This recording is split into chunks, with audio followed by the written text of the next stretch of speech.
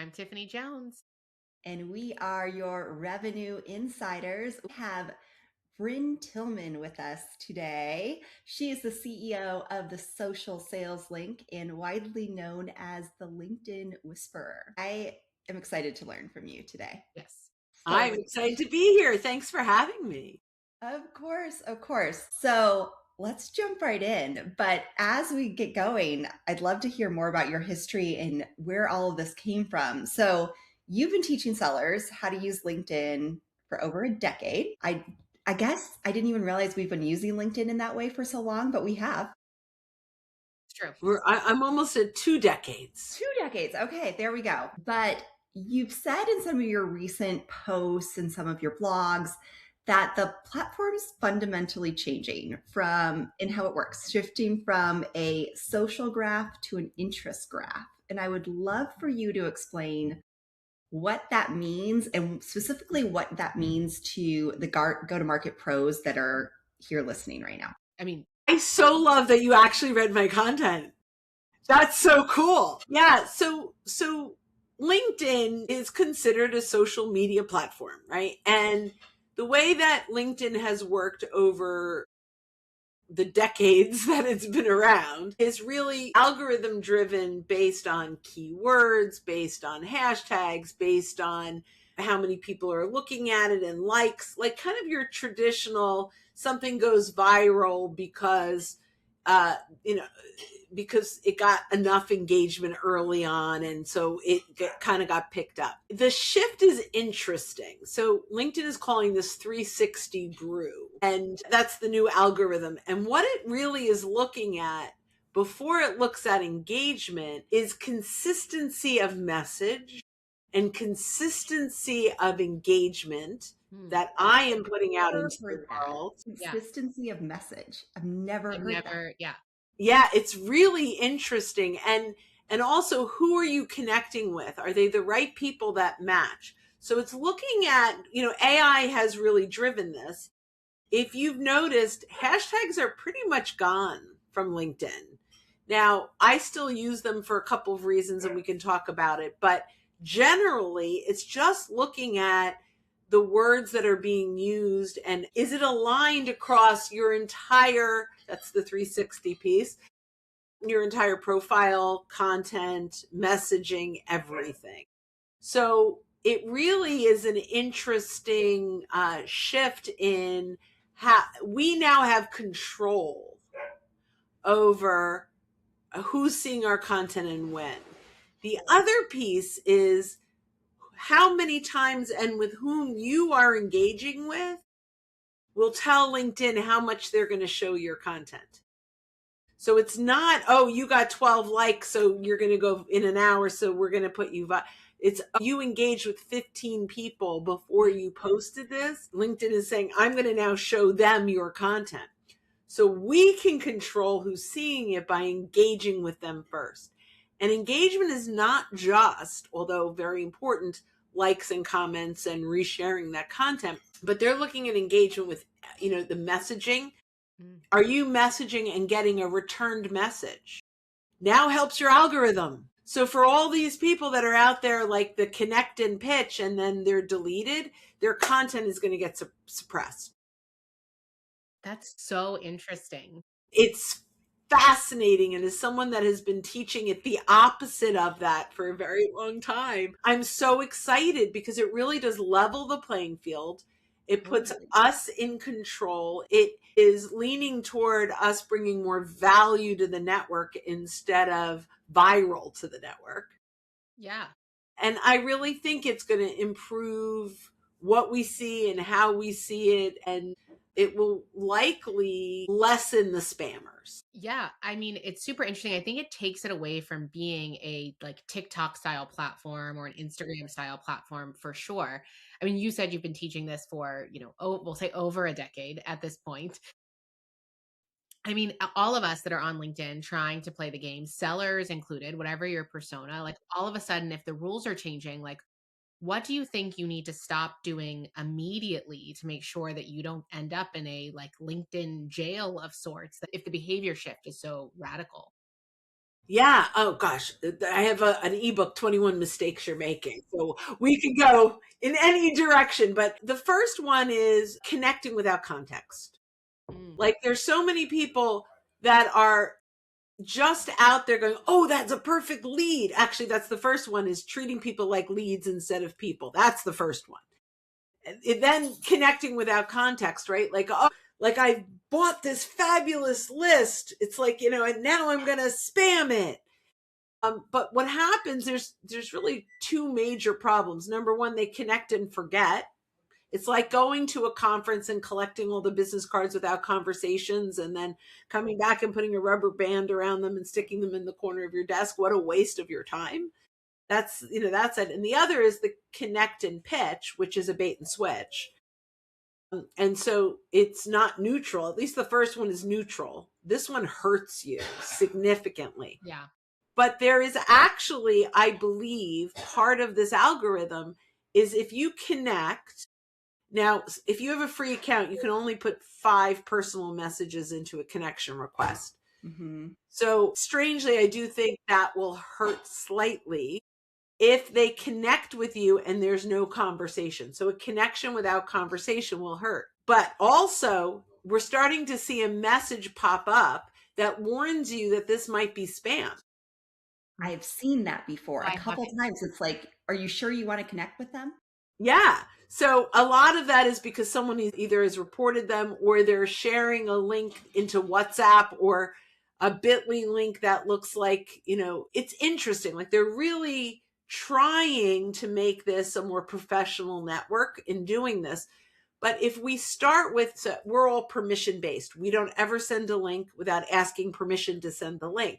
So by the third time you have a back and forth, that link won't be suspicious. Yeah. It's when they're sending it unprovoked. So one thing you touched on there that I think is really important and applies to outside of just LinkedIn is outreach in general. I think sellers right now have been told personalize everything, and they create a very simple prompt and they think it's getting some basic information and yep, check the box, it's personalized. And I will tell you, as someone who receives a lot of these every day, I know that it was written by AI. I know it wasn't written by you. And I can't even tell you why. It's not that there's an M dash in it because people have gotten smart enough to remove their M dashes, but I can still tell. It's too long, first of all. No one is going to go through this and go, I noticed this and this and that and that. And it's like, okay. We call it engineered empathy. Okay. Oh, okay. It's so icky, right? Because yeah, I'm okay with AI if it's clearly AI, but don't use AI and try to trick me.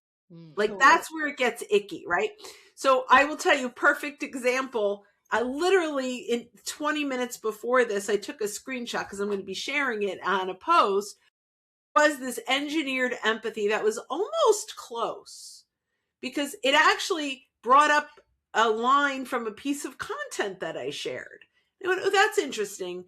And then they said, it would be incredible if you included this in a podcast, and here are some ideas we have from you. Have you ever considered one? I'm like, we are just about to launch episode 500. Yeah. Like, or I get them. Have you ever considered writing a book? Every single thing is like the LinkedIn Edge, prompt writing made easy. Like there's no question I've written a couple of books, right?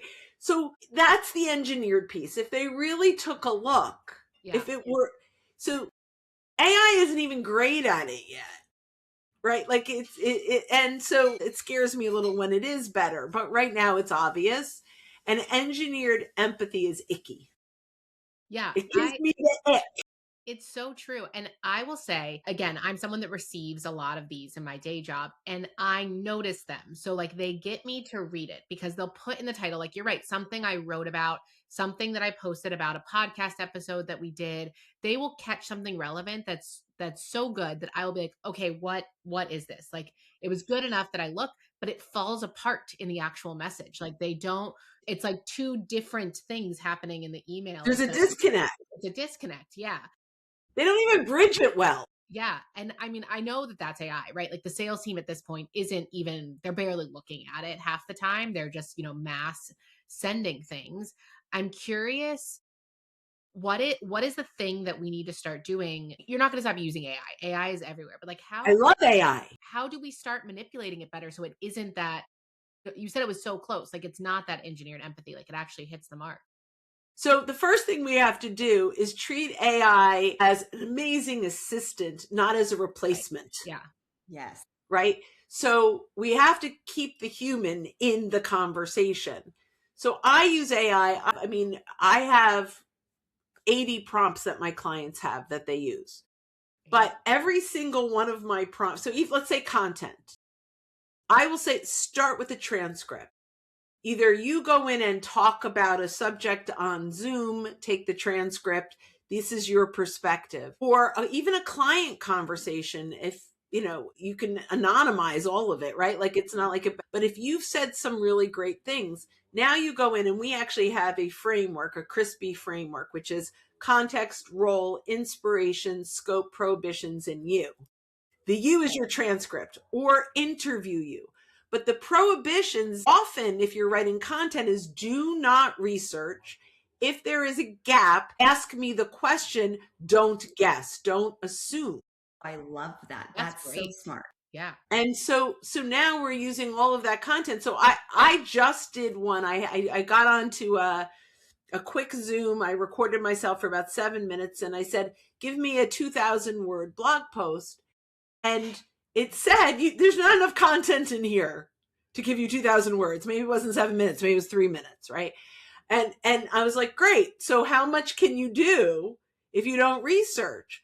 And it literally said, well, this is Claude now that is learning me, is now like, we can pull this from a couple of your ebooks. Which one is most relevant to this topic?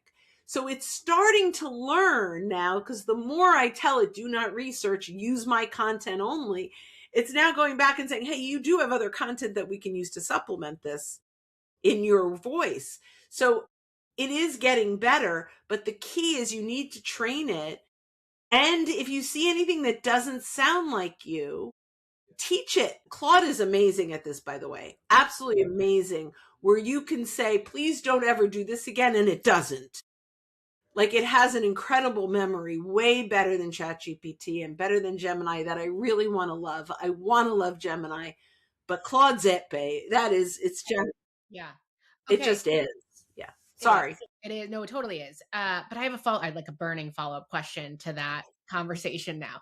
I mean, I sit in so many meetings where all we talk about is like make the sales team more efficient and like throw all of the AI at them, which they translate rightfully so into like blindly applying AI everywhere. Like we give them a tool and the answer is like blindly apply it. So how do you reconcile that like move fast energy that everyone is driving with the need to be like, slow down and review your work and make sure it's doing it correctly? So I love that. Our line is slow down your outreach to speed up your outcome.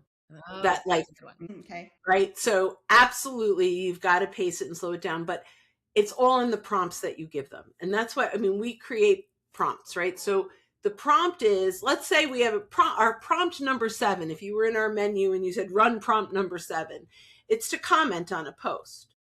So the first thing it'll say is grab the text from the post and paste it here. The next thing it says is what stood out to you most about this post. So it doesn't just write it. We build it in a way that it is not going to give you that comment until you read the content, until you add your own insight into that. So we really push that. When I'm writing these for like, we have general ones for like our members, but if I'm in a company and we're writing custom ones, it will say do not offer a comment without their perspective. So if they go just skip it and give it to me, it'll say I'm sorry, can't do that until you provide your perspective. So we are pushing it in the prompt. Read it in the prompt. The prompt is key. So there are other prompts now, and we can talk about content. We have an easy prompt for a sales rep to put out a poll, but the poll is very clearly a poll that is built based on our prompts to attract their buyer, not to make a sale, right? Like the goal is that the buyer wants to vote on this poll because they want to see how their peers are voting on that poll. It's not leading with our solution, like, what is your biggest challenge? Because then they go, but it's something written in what your prospect wants to engage on. It's very different because this is about opening the door, not closing a sale. It's about starting a conversation and creating interest, right? So it has to lead to your solution. It just can't lead with it. So now we have this poll, but the poll isn't enough, right? So the prompt is, great, you have your poll. Here's your poll.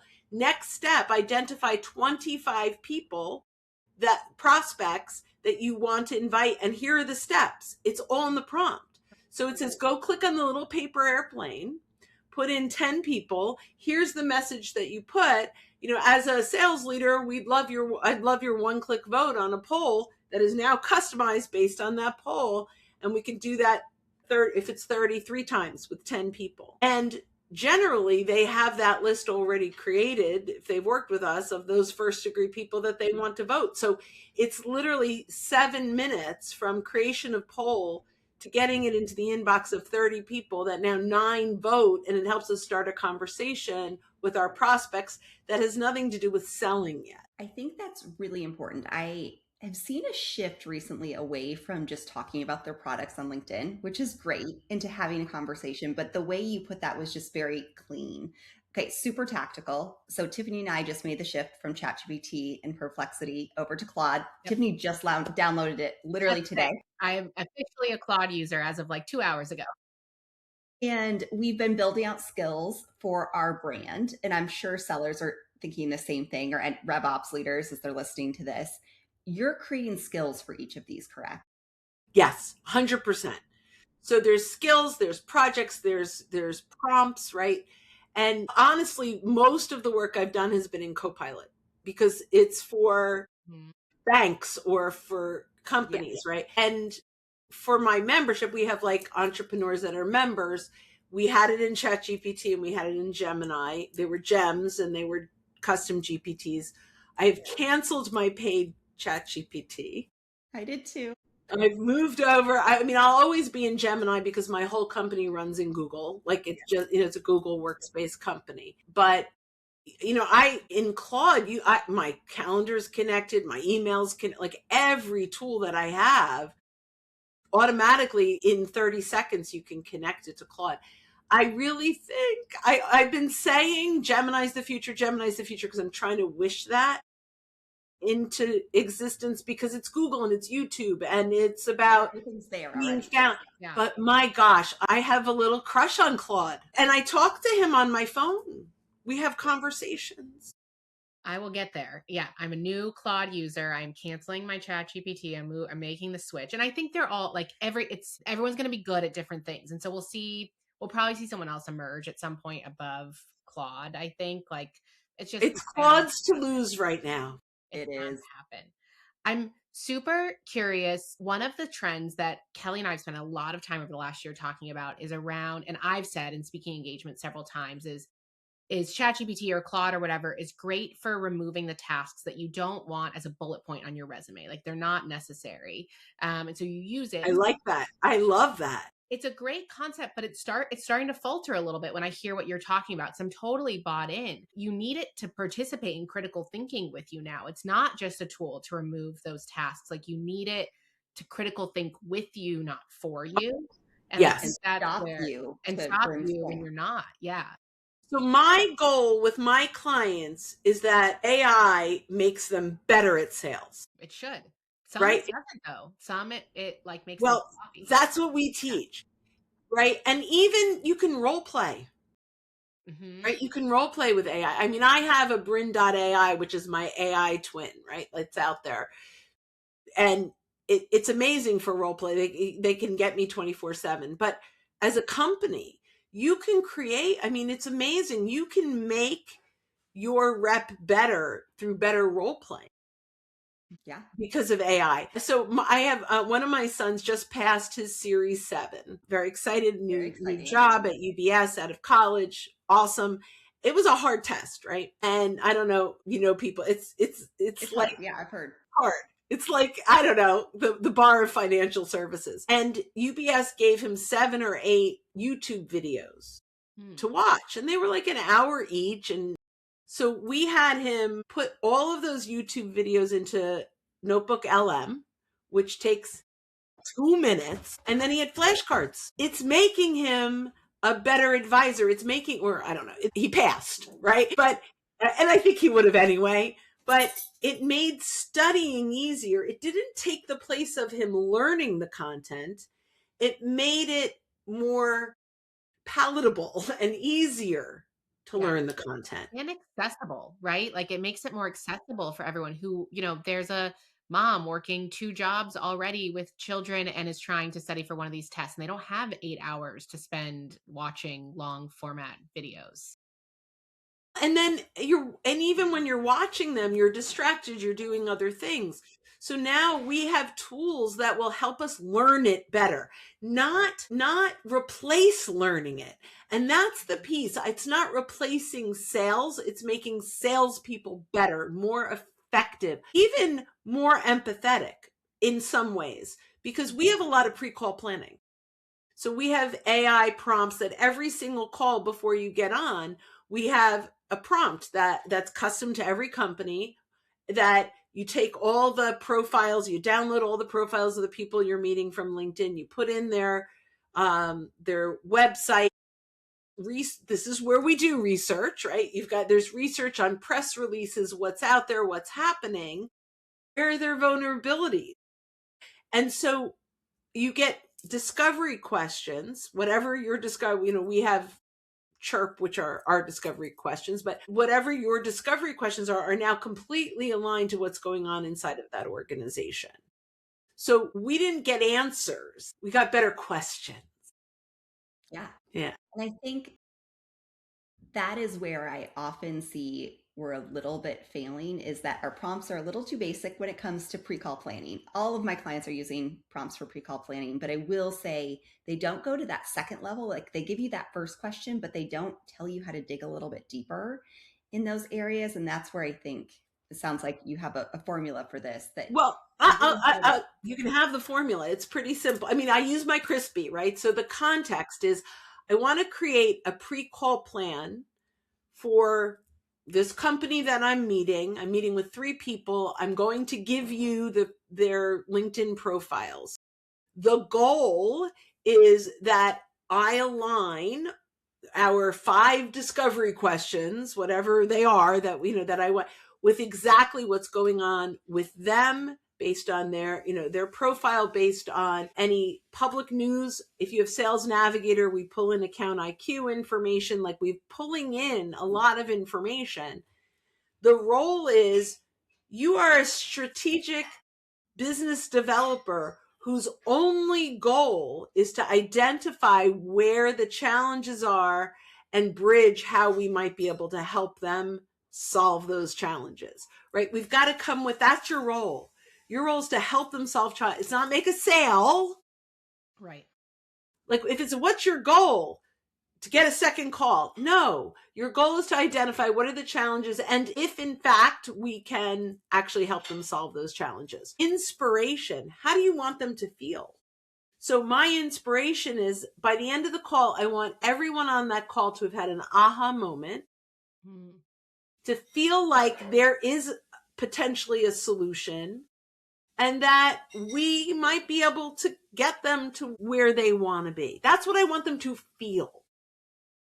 And that's missing inspiration is missing in a lot of prompts, right? And so inspiration is so important. How do we want them to feel at the end of this call? Big deal. So Chris S, right? Scope. Scope is, that's why I have an acronym. Otherwise I'll forget. Scope is exactly what I want it to look like. That's where my discovery questions will be. I want a SWOT. I want to understand 3 of their competitors, where their competitors are considered stronger, who are their clients. That's in scope. I want to know who their clients are. If there are any press releases, I would like links to them. And then here are the 5 discovery questions that I want aligned to this particular company and, anything you found out in the world. So that's scope. Prohibitions are huge.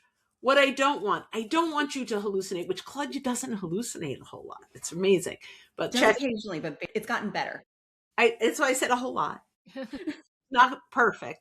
Actually, Gemini hallucinates the least of all of them. That has been what I like most about Gemini. But I think it's because it is Google.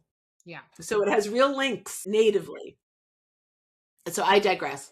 Prohibitions are all the things we don't want it to do, right? So I will often say, do not guess if you don't know the answer, ask me. Those prohibitions, no M dashes, right? Like those things, but it's also do not assume, or if you are guessing, tell me that my best guess to this is. Make sure that you have, do not give me any researched information without the source. Okay, all those things in prohibitions. And then here are the questions that I needed to ask. Sometimes it's just ask me all the questions you need to complete this task one at a time. Or sometimes it's here are the 7 questions I need you to ask me every single time I run this prompt because it's custom to them. And the first question might be, download and upload all the PDFs of the LinkedIn profiles of the people in this meeting.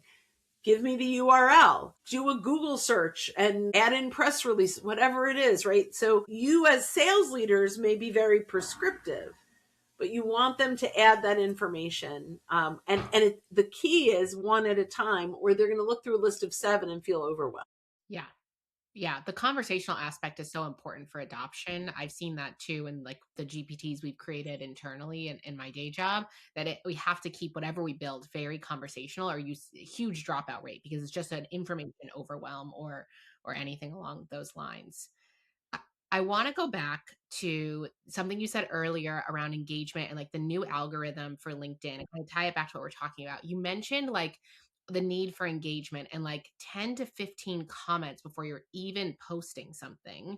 Yeah. And I think that that's such an interesting shift in how we've been all engineered to use LinkedIn or what to prioritize.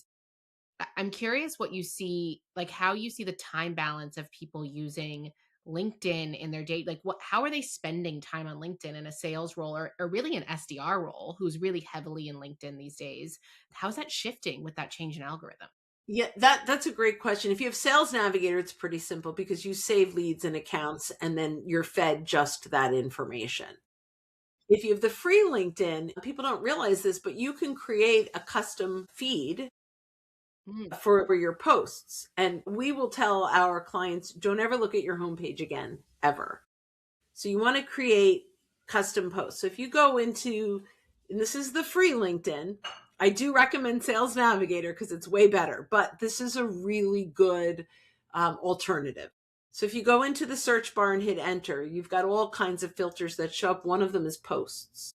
You can go in and in posts, you could put the titles of the people, like in a Boolean search of that you want to meet. You can create the author industries. You can follow anyone in those industries or just your first degree and people you actually follow. And then you bookmark it. So my bookmark is daily content. And the other thing is you want to choose most recent, not most relevant, because most relevant could be a week old. Most recent would be right now. And I have our sellers every day click on that. 100% of that, 90% of that is engageable. Yeah. Right. Some of it is pitch, some of it, but there's no ads. Like it's based on the industries you serve and the titles you serve. And you're just going through and then engaging with those, resharing, commenting. And that's where you have some of those like Claude skills for like what the comment. Absolutely. The other thing is, I mean, you could build that, let's say you're account specific, you have 20 accounts that you're working on. You can create that exact same post, but with the 20 accounts. I only want content from people from these companies. So, and you can create one just for your referral partners. Right? Like, so not prospects. So you could have 3 or 4 that you're hopping into. The key really is that you are consistently engaging the right people not just because you're connected to them, but because they meet your IC. Tiffany, I think we need to hire Bryn on a separate topic. There's so much work to do. Okay, so real question though. I'm loving how much you're sharing. And it's actually funny. Right now, I'm working with a lot of services organizations. I typically work with a lot of tech organizations right now. Most of my clients are services. And there's definitely a balance for them on how much of their thought leadership they want to share just publicly versus how much they want to put behind a firewall. And it's a huge debate. And I can tell you have a lot of thoughts here. So I'm so excited. I was in this discussion literally the other day, and they wanted everything behind a wall. No. And I had some strong feelings, maybe in the opposite direction. I think we're aligned. Whisperer, tell us what the best strategy is here. Okay. 3 things. Number 1, if you don't give it to them, someone else will, and then they'll hire them. Number 1, just is the way that it is. You have to earn the right to get the business. And if you are not the best voice in the industry, your competitor will get the business. They need to experience you today. There's no option. Also, I hate to say this to all the people out there, there is no more intellectual property. It just isn't. It's like everything is public domain. There's nothing you can do about it. So embrace it and give it all away, because if you give it all away, they're not going to want to do it all on their own, right? Just give it. Like, there are things that are completely outdated. There's sales training that is so outdated, it hurts my heart. Yes. One of them is don't give away free consultation. Yeah, YouTube is giving away free consultation. YouTube becomes way more valuable to them than you. The moment you worry that you've given too much is the moment your business will be sacrificed.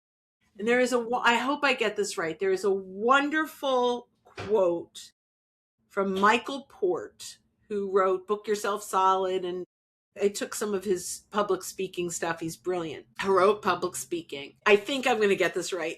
I apologize, Michael, if I'm off a little bit. Give away so much value that you're afraid you gave too much, and then give more. Mm. And I live by that. No one would hire me because I said I'm good at it. Right. Yeah. Right? They're only going to hire me because, like, that was so good, I want more. Yeah. I mean, it makes sense. Makes so much sense. Yeah. And the people that hold it close to the vest are going to have a very heavy vest and a very light pocket. I like that. Yeah. I like that too. It just makes so much sense. You're right. I'm going to go search, and whatever Claude gives me up as resources, those free resources are the people I'm going to then hire as my experts when it suddenly is too big of a problem to solve internally. Now, I will be very clear in that I love gated content if it's accessible from an email. Totally. I'm absolutely fine with asking for payment with an email. So I have good content that leads to great content. I have a dozen ebooks that have converted dozens of clients. So it's not that I don't believe in gated content, but I don't believe in holding it back. It's okay. Like, they're buying your content with their email, but the only way they'll buy your content with email is if you gave them enough content that they know it's worth buying more content with the email. So you have to start with abundance. Yeah. I like it. I do too. Okay. We are at the point in our episode, and I feel like there's so many directions you can go with this, Bryn, but we always ask. I didn't even touch on the good stuff. I know. Well, keep going. Here's your opportunity. We always ask our guests to leave all of us with a question to ponder, to help us form a point of view, and anyone listening about a broader topic. And you have so many things that you could talk about, but I'd love for you to ask us a question that we can think a little bit about going forward. So I apologize. I'm not ask you a question that I know the answer to or that I want the answer to. That you want us to think about to help us form a point of view on a topic. All right. So I have to reframe. So I'll start with here's the tip, and then I have to reframe it as a question. So the most important thing you can do with LinkedIn as a salesperson is leverage your social proximity. So it's about getting client referrals. Instead of saying, hey, Mr. Client, who do you know? Sending them a link completely filtered into your ICP and first degree connections. So when he or she clicks through it, they see a list of their first degree connections that you want to know. For networking partners and clients, if salespeople do nothing else except have a great profile and do that, they will be successful, even if they never share a piece of content. So I'll just share that for a moment. So how are you using LinkedIn to ensure that you are getting the most client referrals you possibly can and making it as easy as possible for your clients to do it? That's a good one. That is great. I've been in a lot of meetings, not recently, but where that is a topic. That's a very good one. Okay. So you said you had more you want to share. Is there anything else that we should have asked you about that you want to talk about? So I kind of touched on it in that question, but let me go one further. This really, hands down, you might have liked all the other stuff. This is it. This is the reason I teach LinkedIn and AI alone. Like, I'm not teaching Instagram. I'm teaching LinkedIn because of the power of social proximity, because we can map out pathways to our buyers. And so the most important thing you can do is to go through and even if you have the free, this works, by the way, is to go through all the filters and really drill down, including using Boolean search logic for titles, to get the closest list to your ICP as possible. And then you use the first degree filter. That link is a URL that doesn't say, hey, these are Bryn's or these are Tiffany's or these are Kelly's. It says first degree. That's the filter.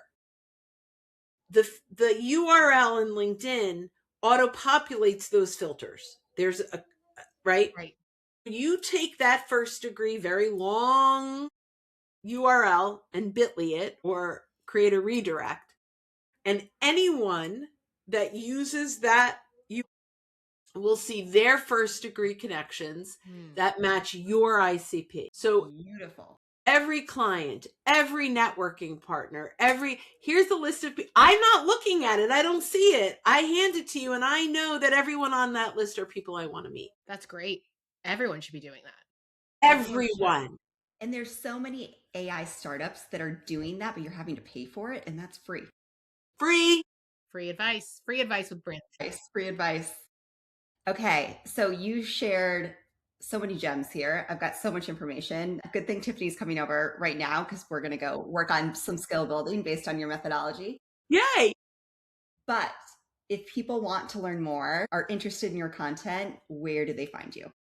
So we have a free membership that comes with an enormous amount of training and coaching. We coach every third Thursday at 1 p.m. Eastern. Is open to the world to come to coaching. It's free forever unless you want more. And then we have other membership levels, and you can go to socialsaleslink.com/membership. We have people that have been free for 5 years and we love them. It's fine. It's great. They engage on our content. So they're helping us spread the word. And that's really the best way. We have lots of events, we do a lot. We give it all away. And then if you're a sales leader, clearly we do this for teams. It's hyper customized and it's a playbook. Everything is actionable. Everything we do is actionable. There's no fluff. It's fantastic. Yeah. Okay. Well, we will put those links in the episode information and description so you can find it. But this was so much fun. I've learned so much. I'm going to have to go back and take notes and put the transcript through AI so I can get all my notes and to-dos. But thank you for joining us. Thanks for having me. Put it in AI with all my YouTube videos. Yeah. Thank you so much, Bryn. Thank you everyone for listening.